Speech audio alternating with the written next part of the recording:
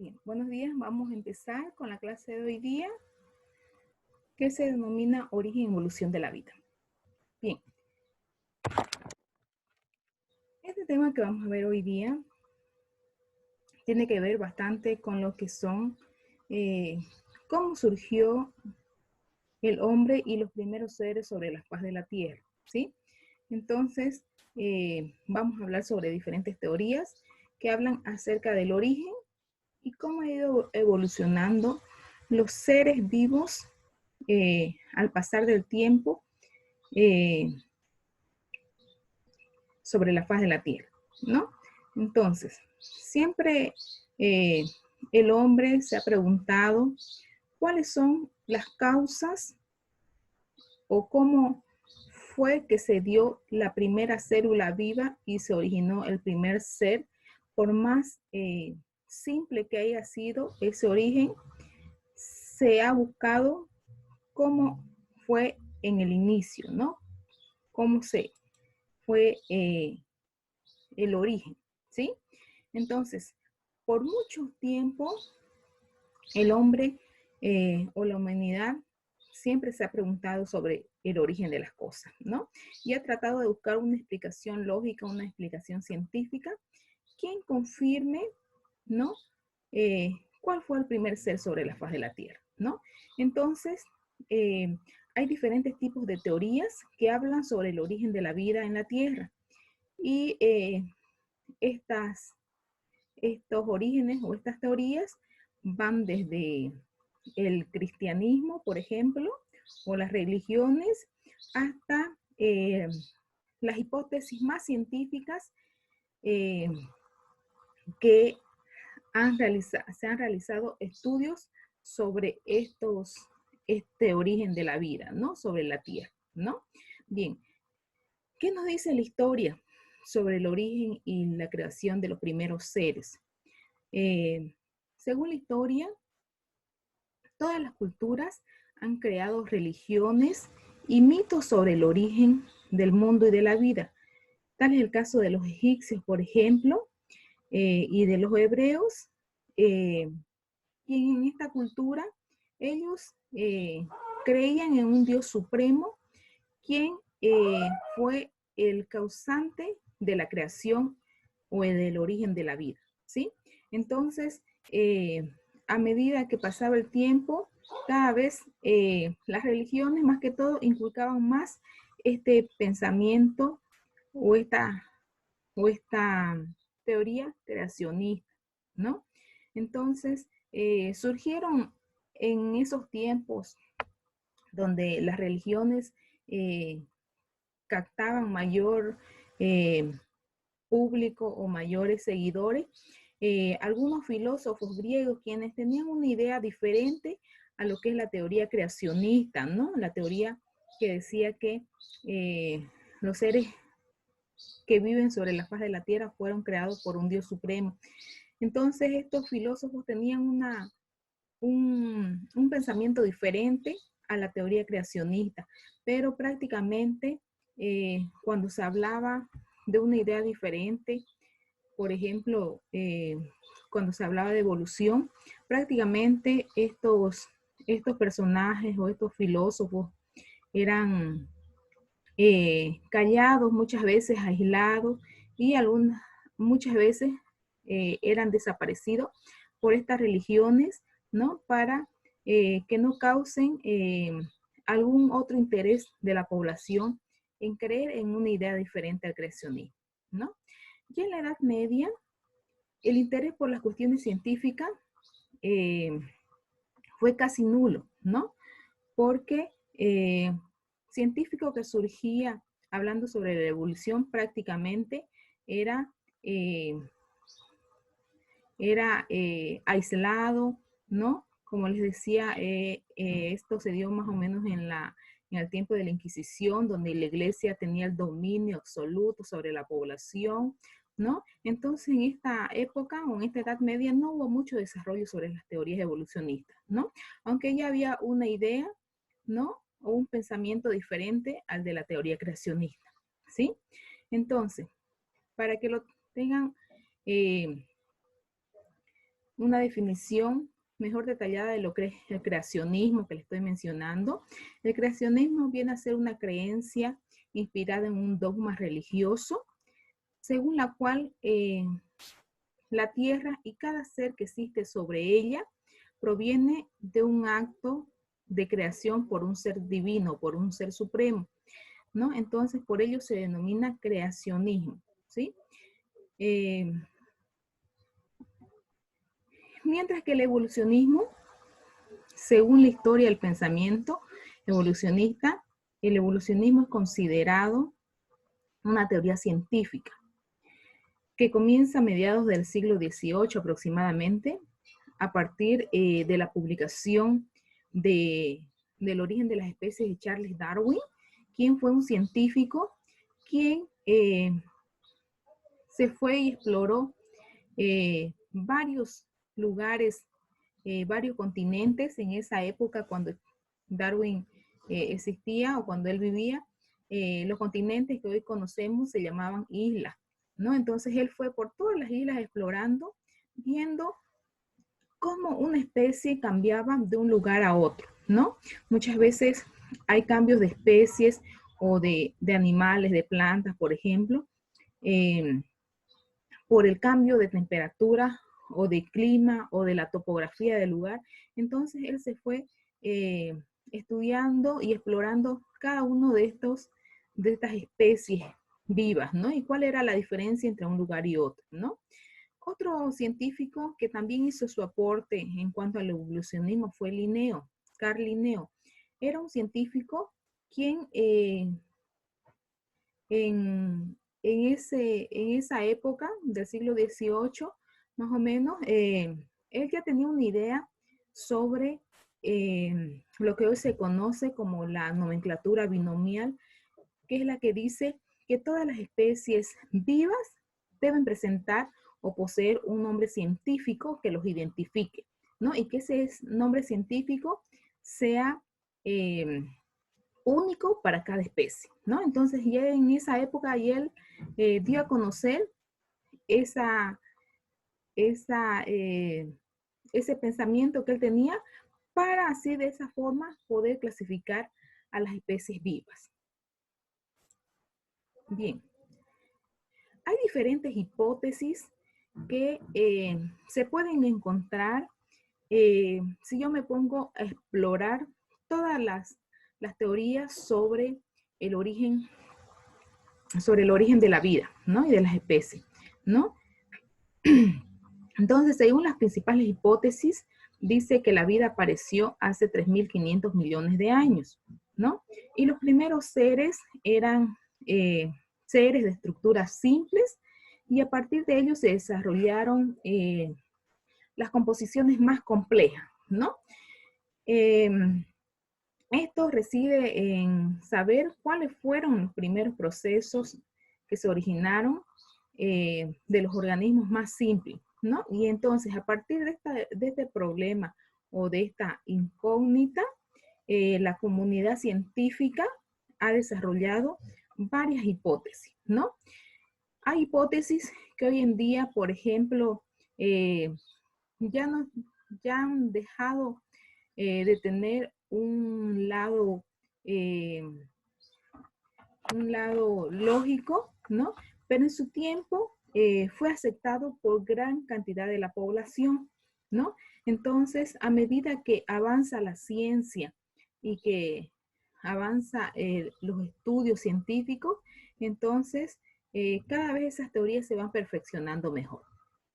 Bien, hoy día vamos a hablar sobre diferentes tipos de teorías, las teorías más acertadas acerca del origen de la vida, ¿no? Y primeramente, no vamos a dejar de hablar de la teoría creacionista, porque fue la teoría más aceptada en un principio, ¿no? Ya que la religión era la que dominaba en esta época, ¿no? En estos primeros años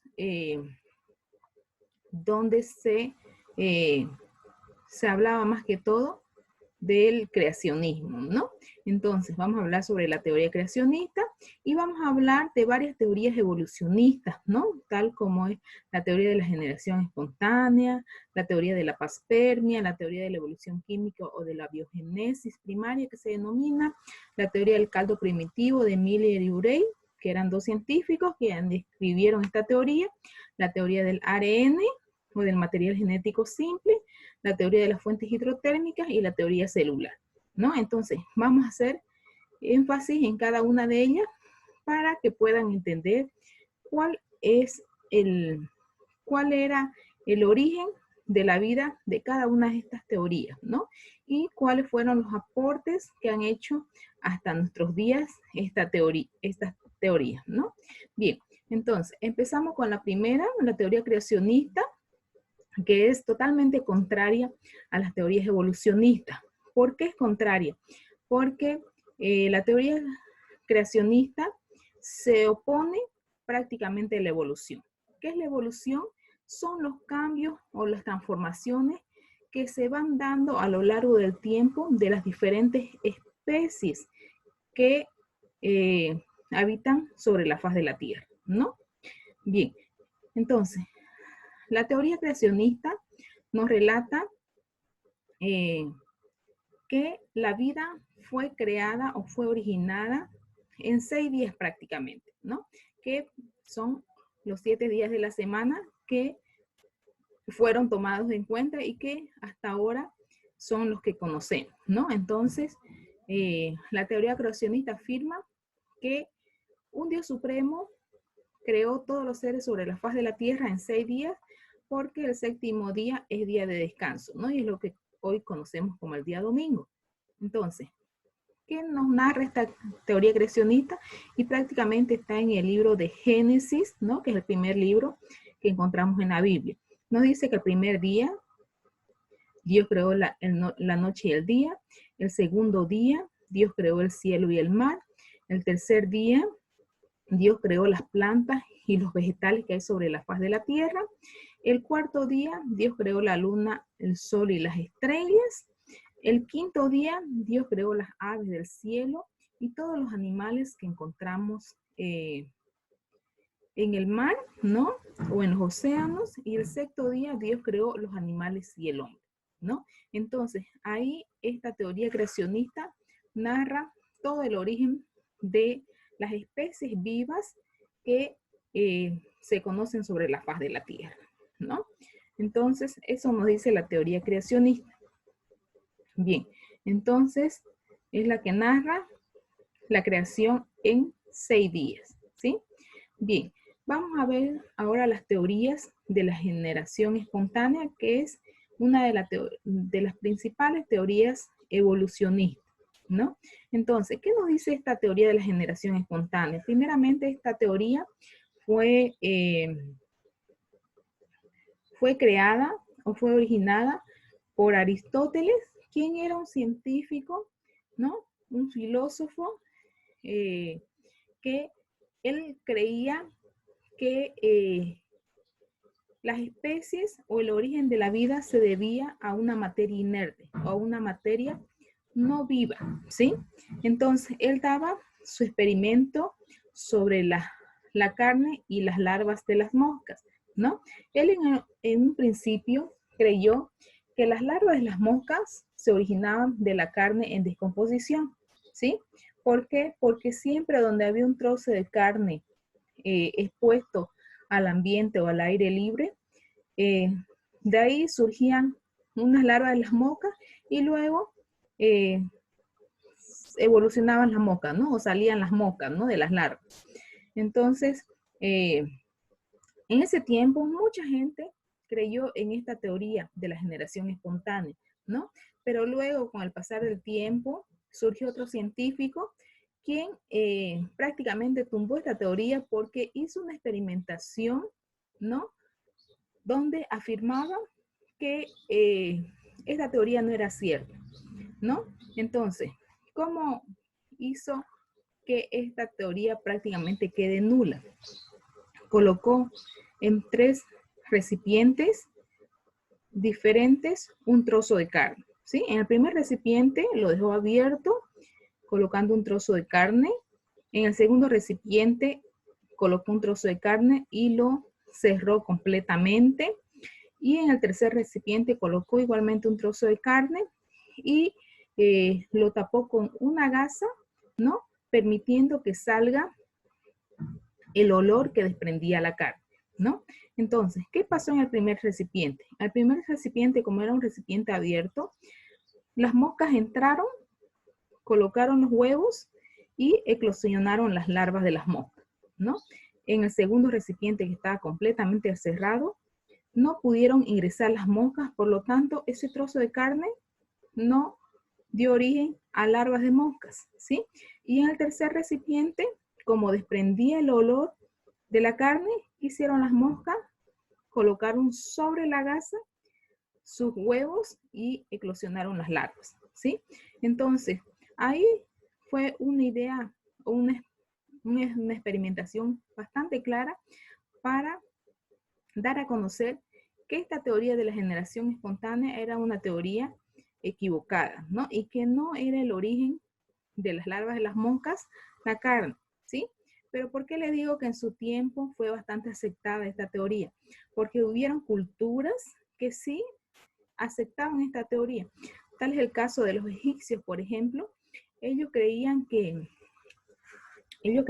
la carne, perdón, que las ranas y de los sapos se originaban del lodo del río Nilo, ¿sí? Y ellos lo afirmaban porque ahí siempre los encontraban a estos anfibios, ¿no? Eh, otra, otro ejemplo de que eh, los organismos se originaban de una materia muerta, vendría a ser los ratones, que decían, o habían culturas que afirmaban que los ratones se originaban de los trozos de papel o del papiro, que es un vegetal de donde se extrae el papel o de donde se hace el papel. Entonces, también ellos afirmaban que del papiro surgían los ratones, ¿sí? Y otro ejemplo eran los escarabajos.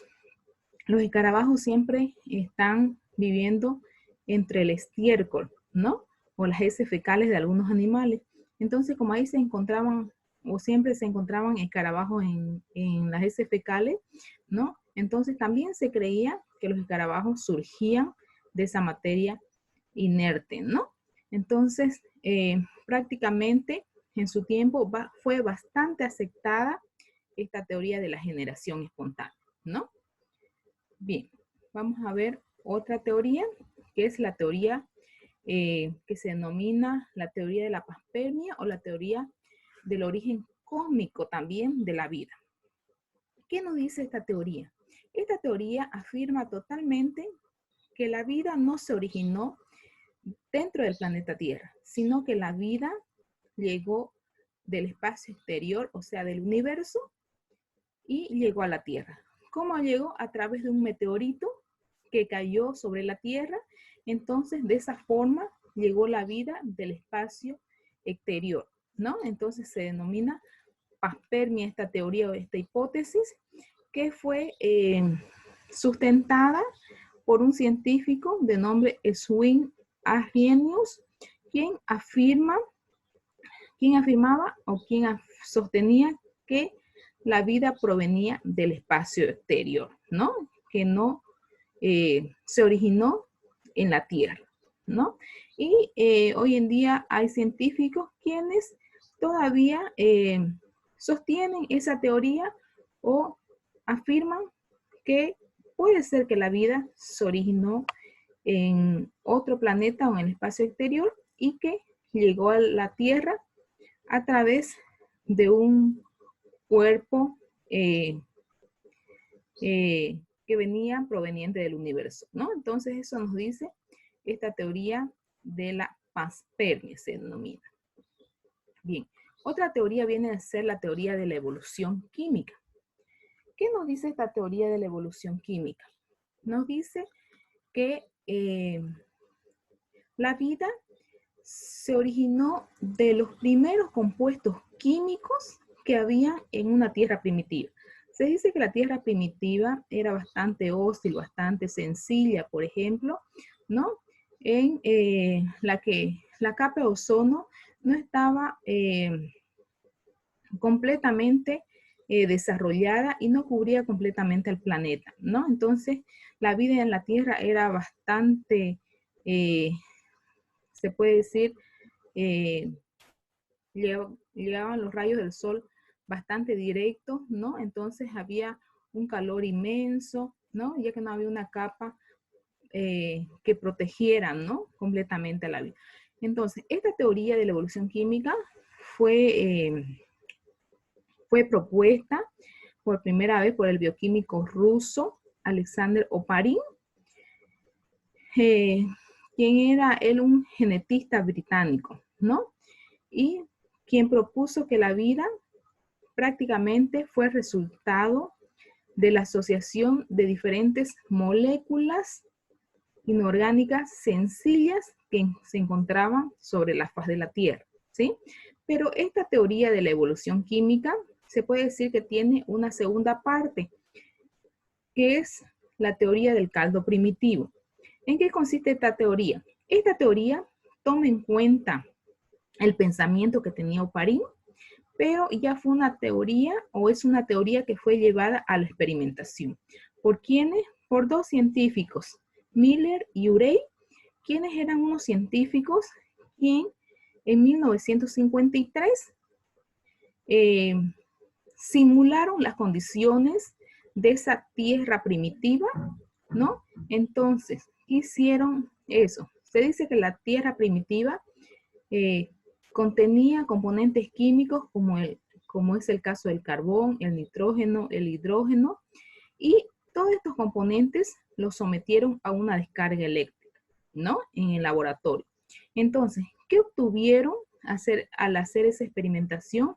Obtuvieron compuestos orgánicos denominados aminoácidos, ¿no? Entonces, dedujeron que este resultado sirvió para apoyar la teoría de Oparin, por ejemplo, quien habló él de que los primeros seres fueron originados los primeros compuestos químicos que había sobre la faz de la Tierra, ¿no? Entonces, los primeros seres fueron formados o fue resultado de los aminoácidos que produjo esa combinación de estos compuestos químicos más una descarga eléctrica que ellos colocaron en su experimentación, ¿no? Entonces, por eso se denomina la teoría del caldo primitivo, porque en la Tierra primitiva lo que más existía eran los grandes océanos, ¿no? Los grandes océanos o lo que era lo que se podía concebir a simple vista, ¿no? Bien, otra teoría bastante acertada viene a ser la teoría del ARN. ¿Qué nos dice la teoría del ARN o esta hipótesis? Propone o afirma que que los primeros organismos que se dieron sobre la faz de la Tierra contenían este material genético simple, ¿sí? Entonces, este material genético simple, que era el ARN o el ácido ribonucleico, se basaba en la capacidad de almacenamiento genético que tuvieron los primeros organismos vivos y que luego ya surgieron los seres más complejos que contienen el material genético más desarrollado, más complejo, que viene a ser el ADN, ¿no? O el ácido desoxirribonucleico, que es el material genético que ya contiene una doble hélice de que es el ADN, ¿no? Mientras que el ARN, recordemos que tiene solamente una hebra de material genético, ¿no? Por eso se dice que es un material genético más simple, ¿no? Entonces, ese material genético más simple lo contenían las estructuras primitivas o los organismos primitivos que surgieron cuando se dio el origen de la vida. Bien, otra teoría viene a ser la teoría de las fuentes hidrotérmicas, quien nos dice esta teoría que la atmósfera que se encontraba en la Tierra primitiva era bastante hostil, bastante pobre, poco desarrollada, con poco oxígeno, y no existía una capa completamente que cubriera todo el planeta Tierra, ¿no? Entonces esto significa que los rayos ultravioletas, por ejemplo, llegaban a la faz de la Tierra, ¿no? Bastante directo, ¿no? Por lo tanto, se dice que la vida no se pudo desarrollar sobre la Tierra a causa de estos rayos ultravioletas que eran muy fuertes, muy potentes, ¿no? Entonces ellos afirman, o esta teoría afirma, que la vida se originó en los fondos, en las profundidades de los océanos, de los mares, ¿no? Entonces, ¿cómo se originó la vida bajo los océanos, con los componentes hídricos que contenía el agua y con los movimientos que se daban en los cuerpos de agua, ¿no? Realizaban una conexión o un choque con las rocas que se encontraban en estos cuerpos de agua. Entonces, de ahí surgió la vida, ¿no? De ahí surgieron las primeras moléculas de las que están hechos los primeros organismos vivos que surgieron en la Tierra, ¿no? Entonces, ¿por qué se dio bajo los cuerpos de agua? Porque ahí no llegaban completamente directo los rayos ultravioletas, ¿no? Que sí llegaban a la Tierra, a esa Tierra primitiva o esa Tierra que era bastante hostil o bastante pobre, ¿no? Porque no contaba con una capa de ozono, ¿no? Entonces, la teoría de las fuentes hidrotérmicas dice que el origen de la vida se dio bajo los océanos o dentro del mar, ¿no? De los cuerpos de agua. Bien, otra teoría que es aceptada por los, por los científicos, porque tienen pruebas o se conocen diferentes pruebas de esta teoría, fue la teoría celular, ¿no? Quien fue propuesta en 1665 por dos científicos, quien eran Slende y Swan, ¿no? Matías Slende y Swan, quienes ellos propusieron la teoría celular, ¿no? Y que esta teoría celular consta de tres pilares fundamentales que la confirman, ¿no? Entonces, el primer pilar nos dice que todos los organismos vivos están constituidos por una o varias células, ¿no? Y es por lo tanto la unidad vital de todos los seres vivos. El segundo pilar de esta teoría nos dicen que las células son capaces de una existencia independiente, por tanto son la unidad anatómica, fisiológica, estructural y funcional de todo ser vivo, ¿sí? Entonces, todos los organismos, por más que sean unicelulares o multicelulares, están conformados por células, ¿no? Y por último, el tercer pilar nos dice que todas las células provienen de una célula ya existente. Por lo tanto, la célula es la unidad genética de los seres vivos, ¿no? Y es lo que conocemos, que a través de la genética heredamos las características genéticas de nuestros progenitores, ¿no? Para que la progenie los descendientes de esa especie no se lleguen a perder, ¿no? Entonces, en eso consiste esta teoría de la teoría celular, que es completamente confirmada y aceptada por la sociedad científica, ¿no?